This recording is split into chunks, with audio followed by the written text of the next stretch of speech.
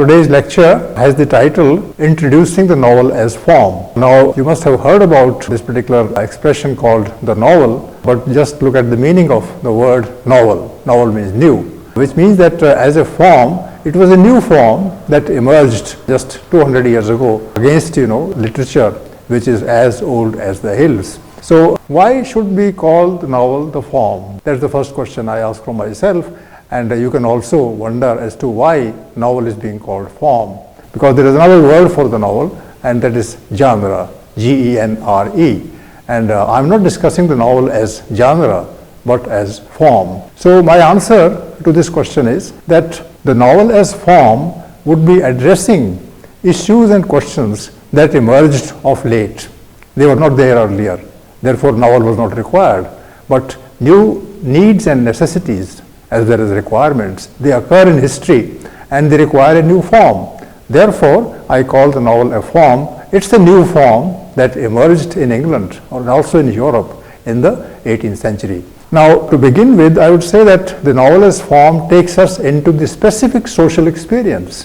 What is the specific social experience? Specific social experience is that which is rooted in the reality of the time. So if I say that the novel emerged in the 18th century, then what I mean is that there were specific social experiences at that time and they required a new form to come up and to meet the needs of the time. The experience in question in the previous sentence might require a way and mode of writing different from those already existing. In the 18th century, for instance, there was drama, there was poetry, and there was simple kind of prose in the form of a philosophical dissertation. But then these were not exactly meeting the requirements of the 18th century, and therefore a new form of writing was required. It is suggested that the novel is a new literary form, phenomena, steeped in modern history. So I hope you understand the meaning of form in the context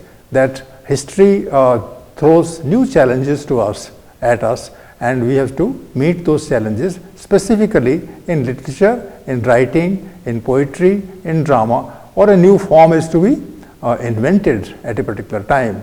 So this is the theoretical point, and we begin our discussion with this point. Then we go to the second point, which is in literature, the novel is called fiction.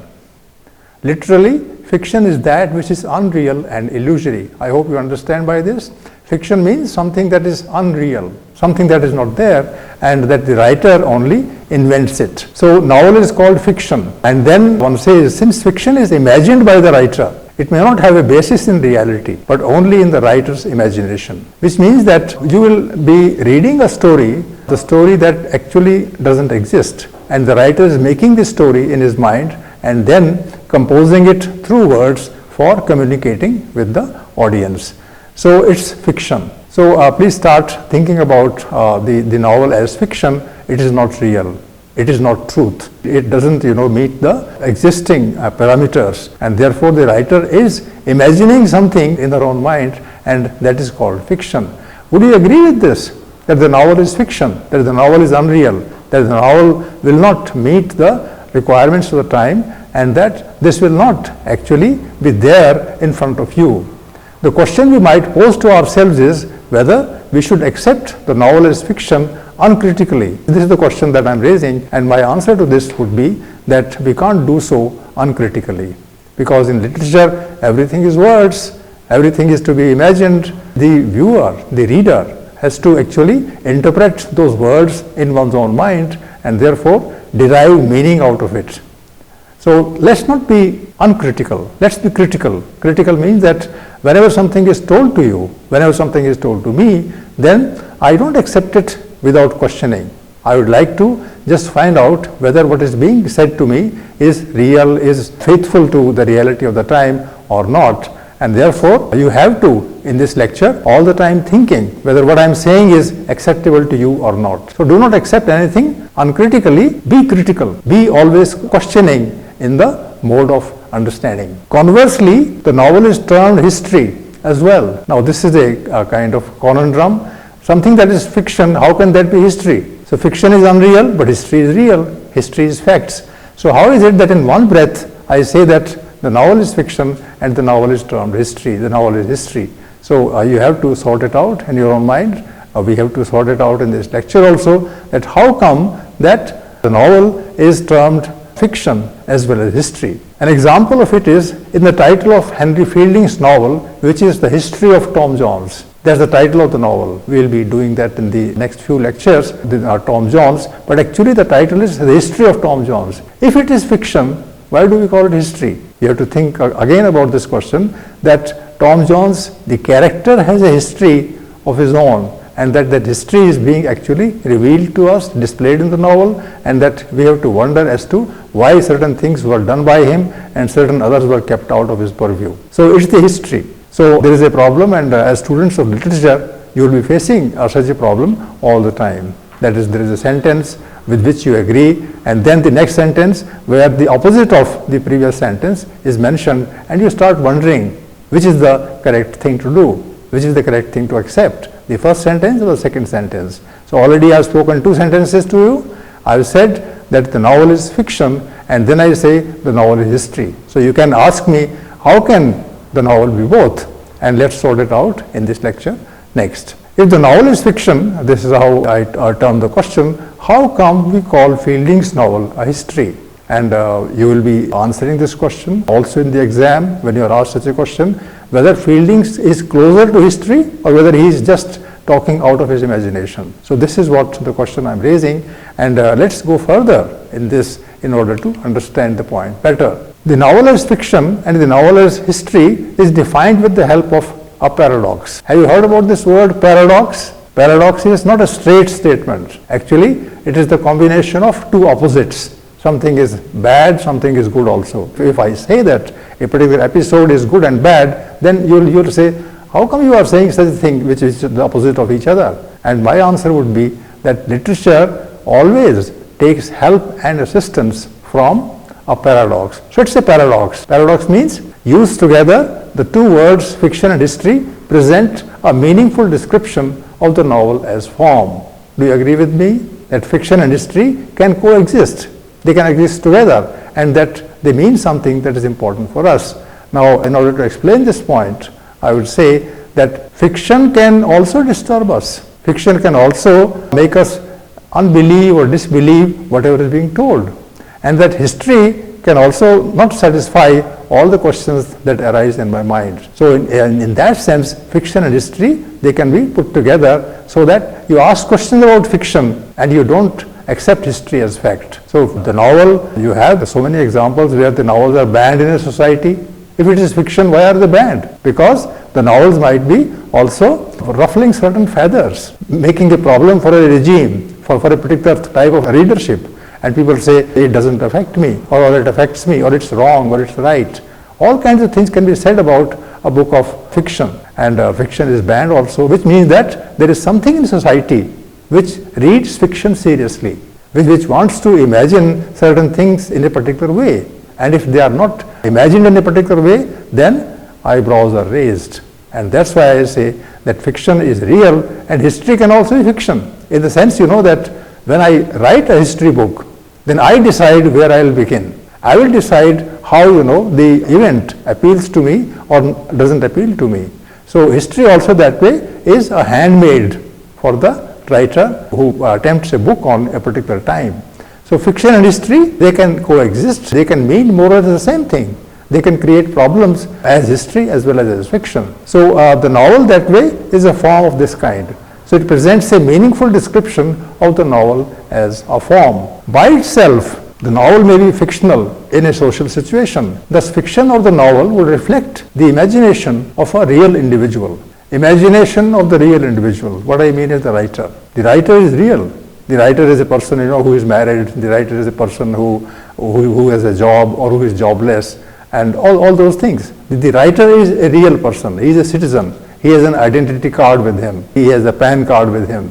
And that person sits down alone in his home and then starts writing.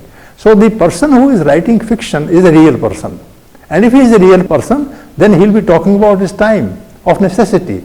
So I'm using this word imagination of a real individual. That is important. That a real individual will imagine, but the imagination also in that case would be a real imagination, an imagination which will mean something to the writer and also something to the reader. So when I tell you, I share with you a piece of imaginative idea, the idea that is imagined by me, then I am a real person and you are a real person as a reader. And there is between us a kind of bridge that is called the novel, and the novel means one thing to me and another thing to you, and in that case the fun of reading, the fun of understanding, the fun of having new ideas, that takes place. And the fiction would pull him or her, the reader, in one direction, and the real individual, that is the writer, that is me, in the opposite direction. So sometimes there can be a gap between the reader and the writer. The reader expects certain things from a novel and the writer is offering something else to the reader, and therefore there is a gap. The end result would then be a fiction or novel rooted in reality. Do you follow it? Do you accept it? That the novel, even when it is fiction, it is rooted in reality. Reality of my time if I am a writer. If you are a writer, then the reality of your life. So therefore, always consider a novel as something which is imaginative only at one end, but at the other end, it is rooted in reality. The reality aspect of the novel carries the pressure of a new life pattern. That's the reality of it. Suppose a new life pattern has emerged. Life doesn't stop. Life always changes. 10 years ago, things were different. Today, they have a new phase. So if 10 years before certain things happened and today there is a new life pattern, then will the writer not feel the pressure of a new life pattern? Initially, maybe the writer had a job, later on he lost his job, he became angry, he became disappointed, he became sad. So that sadness will be reflected in his writing. So the life pattern has started entering the area of reality, and that reality shows itself through the word pattern, forcing, as I would say, the literature to take cognizance of the developments around. Does literature take cognizance of the developments around? Yes, because literature always is aware that certain things have happened and those things are not good to accept. This can happen in the case of a novel particularly, where a character says something and another character disagrees with him, and if that kind of one character sees it and the other character is not able to see it, and therefore the problem of communication, the problem of forming an idea, the problem of getting a kind of wisdom from the novel, that emerges. To meet such a pressure from life, the novel becomes a carrier of actual requirements. So just see, I'm allowing certain words to enter the discussion. Now the word actual has appeared in this discussion for the first time, because requirements are actual. What I say in a novel as a novelist, I'm actually meeting certain requirements, and the novel investigates life from a closer angle than before. Suppose in the last 20 years, a new episode occurred. It was not there earlier. Nobody accepted it. Should the writer not take cognizance of it? Should take a view of it? Should he or she not try to present the new situation in such a manner that the reader will also get appeal from it? I'm asking a question. I don't want to talk directly about this question, but you have to understand why is it that when life changes, then fiction also can change, which means that the life's pressures are actually forcing the writer to change his or her stance. Then we come to, as we observe, a major requirement of the modern period is entertainment. Would you agree that the novel is something that all of us would like to read, all of us would like to imagine, and that imagination is going to entertain us? Ask this question. I think when you go to see a film, you don't go to attend a class and you don't enter a classroom. The same thing is there in the case of the novel. When you read a novel, you are not reading a book of philosophy. You are reading a book where your hidden desires, my hidden desires, are expressed. Those desires are not allowed to be expressed in society. They can be allowed in the privacy of my room. I can imagine something that doesn't appeal to us outside. But inside myself, I would like to think about, for instance, a beautiful person, a beautiful relationship, a happy moment. And that is what is entertainment. Does the novel entertain us? Yes, it entertains us. The example is from the popularity of the novel in the 18th century France. There was a particular kind of writing that became very popular in France in the 18th century, and it was called romances. So there were romances. The people would like to think about those situations, a lover meeting a beloved, or somebody thinking of money and he is getting it, not in reality but in imagination. So that entertains him also. Suppose success is pursued by a person. Now who would not like to be successful? So, and when you are successful, then of course you are happy, and the people who are associated with you also are happy, and that happiness is conveyed through the description in the novel. So I would say that the novel's main purpose is entertainment. Another thing that can happen in the case of the novel is the name of the pleasure that can be given wish fulfillment. Wish fulfillment is not possible in reality. You can't fulfill your wish vis-a-vis your parents, vis-a-vis your children, vis-a-vis your neighbors, vis-a-vis the leaders in your society. But then you sit back, close your eyes, and start thinking that your wish has been fulfilled. This happens in the case of reading a novel. The novel becomes a means of wish fulfillment. So looking at this way, when we wish to see a social spectacle, a social scene, social situation, a situation in our neighborhood, for instance, we take the help of a dream, of a wakeful dream in which our mind is active and takes guidance from us. So the novel actually is a kind of a dream. When you dream about something, you don't bother about the person sitting next to you, because you are not talking to him or her, or the person living in the next house, or if you are in a college or in a school, you are not bothered about the presence of the teacher. You are not bothered about your seniors in the school, because at that time you are active in the dream. And I call it a wakeful dream, a dream that is there when you are awake. You are not sleeping. It's not a part of your sleep. It's a part of your wakefulness. You are aware, you know where you are, where you are sitting, maybe you have a cup of coffee in your hand, and yet you are dreaming because you are alone. That is what the experience that is there in the novel. So if I call the narrative, the story, a kind of wakeful dream, then I think that will make sense to us as a novel, because novel then would start entertaining us, and entertainment is what the purpose of the novel particularly is, in which our mind is active. Actually, when you dream in sleep, then your mind is not active. Then your mind is floating from one point to another. But because you are not asleep, therefore your mind is active. So in the dream also, you can select. You can say, sorry, I don't want to see this particular thing and I want to see something else. So you can actively shift your attention from one situation to another and still feel happy.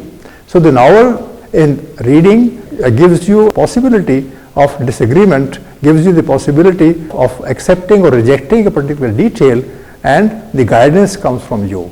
The guidance comes from us.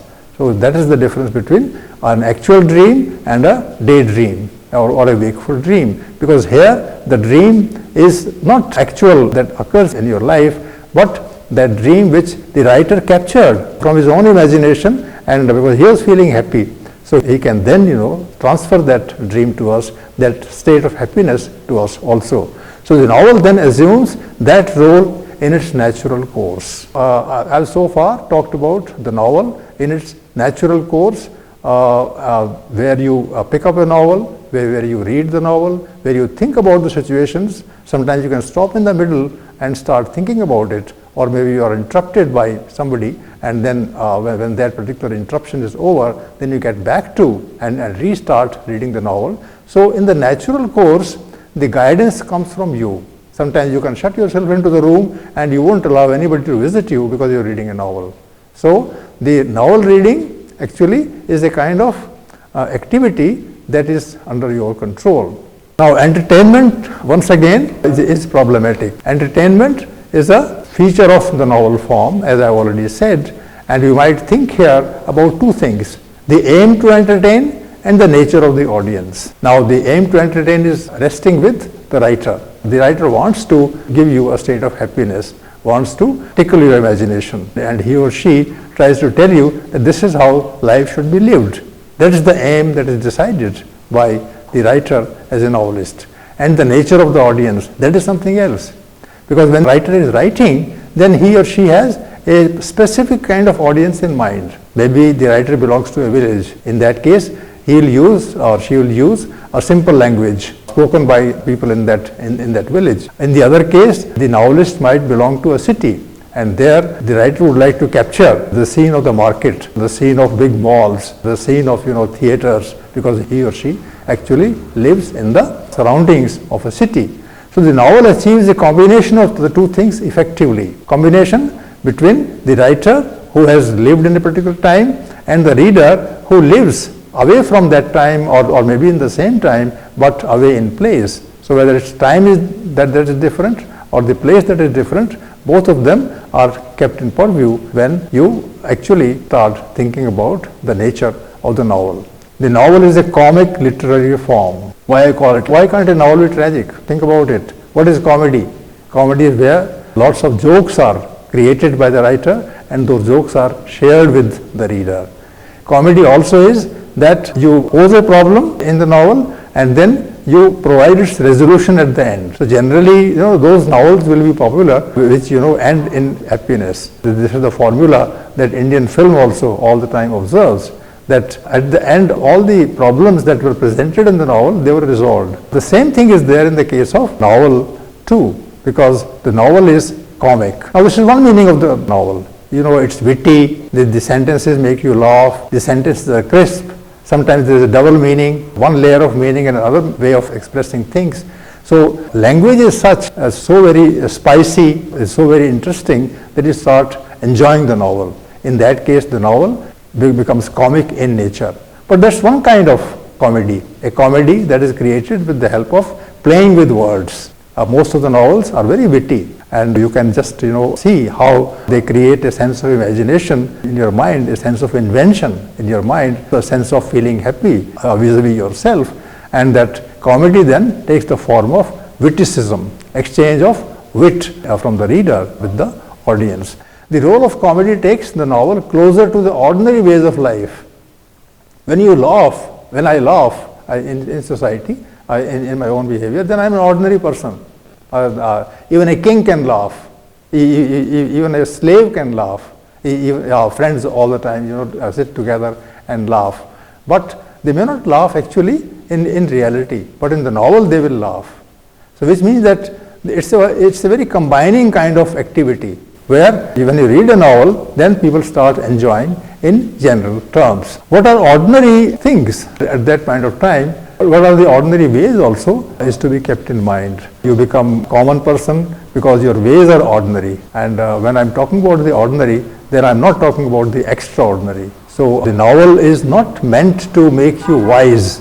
The novel is meant to make you intelligent. The novel is not meant to make you behave as a philosopher. The novel is actually meant to give you happiness. And happiness is always common, is always simple. Everybody can be happy, or unhappy for that matter, because then happiness will go into the background and will become a possibility. So in all the cases, you may start asking this question regarding the comic, because comic means that it is actually commonplace, it is ordinary. For the audience, the ordinary is that which is normal, mundane, devoid of philosophical or moral questions. Devoid means without. In short, the ordinary necessitates prose, a choice to be distant from high principles. Now this is the point that I may have said in the beginning, but I wanted to say it towards the end of the novel, that the novel is written in prose. Now most of the other forms of literature are there in verse, in poetry. There is poetry itself, then there are songs, they follow the principles of meter, they can be set to music, they can create a kind of melody, a kind of symphony with the help of words. But so far as the novel is concerned, it is prose. Now prose has so many meanings. One meaning is common, the other thing is unimpressive, but there is a third meaning, and that prose can be comic also. So defining a form of the novel is that it is written generally in prose. And don't forget, the 18th century is the century of prose. Till the 17th century in England and in Europe and also in India, people would not write in prose. And in India particularly, you would see that there are no prose works till the middle of the 19th century. After that, prose works also begins. Therefore, one can say that the novel is rooted in prose.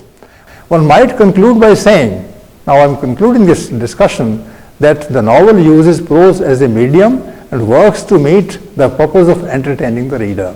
Finally, I am reaching a definition of the novel that it will entertain you. It will entertain you in your language, in your medium, in your vocabulary, and that everybody who reads the novel will enjoy things equally well, and particularly in the case of the form of the novel. Obviously, for that purpose, it will tell a story. So novel cannot exist without a story, and all of us want to hear a story, and that story should be told in such a manner that all of us can understand it, all of us can enjoy it, all of us can later discuss it and imagine it collectively. So it will tell a story, depict familiar situations picked up from surroundings. You know that most of the plots of the films, which are actually novels on the screen, they follow the same situation. There is always a young boy, a young girl, the people go to the college and there they meet and they start dreaming about living together, marriages, loves, broken marriages, broken loves. These are the themes that all of us want to think about, and they are all there in the novel. The word that I am using is familiar situations. They are so familiar that all of us can easily equate ourselves, identify ourselves with it, because they are picked up from the surroundings and they avoid serious debate. I am saying serious debate. The novel doesn't talk about serious debates. It doesn't tell you about morality and immorality. It shows, it makes you happy. It might also make you sad.